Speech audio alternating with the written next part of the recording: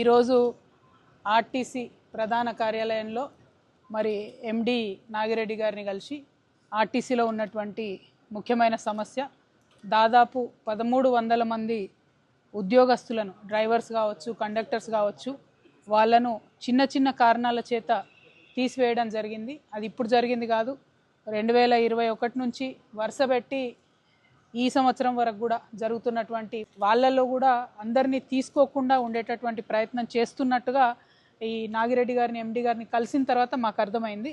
మేము వారిని కోరడం జరిగింది. మొత్తం తీసివేసింది 1300 మందిని, అందులో 491ని తీసుకుంటామని మీరే జీవో ఇచ్చిండ్రు. అందులో మళ్ళీ ఏం కోతలు పెట్టకుండా మొత్తం 491 మందిని యథాతథంగా ఉద్యోగాలకు తీసుకోవాలని చెప్పి డిమాండ్ చేయడం జరిగింది. మరి ప్రభుత్వం ఆ దిశగా పాజిటివ్గా ఆలోచన చేస్తుందని చెప్పి నేను భావిస్తూ ఉన్నాను. అదేవిధంగా మరి చాలా హైర్ బస్సులు ఉన్నాయి, చాలా కొత్తగా ఎలక్ట్రిక్ బస్సులను ఇస్తున్నారు. అందులో డ్రైవర్ల మీద ఆర్టీసీకి నియంత్రణ లేకుండా పోతున్నది.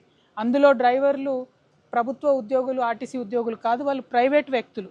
వారికి మన ఆర్టీసీలో ఉండి కష్టపడి పనిచేస్తున్నటువంటి డ్రైవర్లకి అందరినీ సరిసమానంగా చూడడం కరెక్ట్ కాదు. 1. 2, మీరు తీసుకునేటటువంటి హైర్ బస్సులైనా ఎలక్ట్రిక్ బస్సులైనా మన ప్రభుత్వ ఉద్యోగులే ఉండాల్సిందే. ఎందుకంటే వీరికి ఉండే శిక్షణ వేరు, వాళ్ళకు ఉండే శిక్షణ వేరు. ప్రమాదాలు జరిగినప్పుడు బాధపడడం కన్నా ఆర్టీసీలో ఉన్న అందరు డ్రైవర్లకు కూడా శిక్షణ ప్రభుత్వమే బాధ్యత తీసుకొని ఇప్పియాలి. హైర్ బస్సులైనా ఎలక్ట్రిక్ బస్సులైనా మన ఉద్యోగస్తులే ఉండాలనే డిమాండ్ ఇంకోటి చేస్తూ ఉన్నాము. అదేవిధంగా చాలా పెండింగ్ డ్యూస్ ఉన్నాయి, చాలా పెండింగ్ బిల్స్ ఉన్నాయి రావాల్సినటువంటిది. వాటన్నిటిని కూడా త్వరితగతిన రిలీజ్ చేయాలి. అన్నిటికన్నా ముఖ్యమైనటువంటి అంశం ఆర్టీసీని ప్రభుత్వంలో విలీనం చేసుకోవడానికి అన్ని రకాల జీవోలు, అన్ని రకాల ఆర్డర్లు సిద్ధంగా ఉన్నప్పటికీ ఆ అంశాన్ని పక్కకు పెట్టింది ఈ కొత్త ప్రభుత్వం. కాబట్టి కాంగ్రెస్ ప్రభుత్వాన్ని నేను డిమాండ్ చేస్తూ ఉన్నా, ఆర్టీసీని ప్రభుత్వంలో విలీనం చేసేటటువంటి ప్రక్రియను మీరు పూర్తి చేయాలి. దాని మీద శ్రద్ధ పెట్టి ఆలోచన చేయాలి.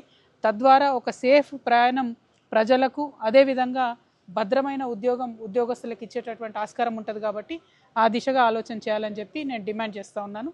Thank you. జై తెలంగాణ. కార్మికుల ఐక్యత, కార్మికుల ఐక్యత, కార్మికుల ఐక్యత.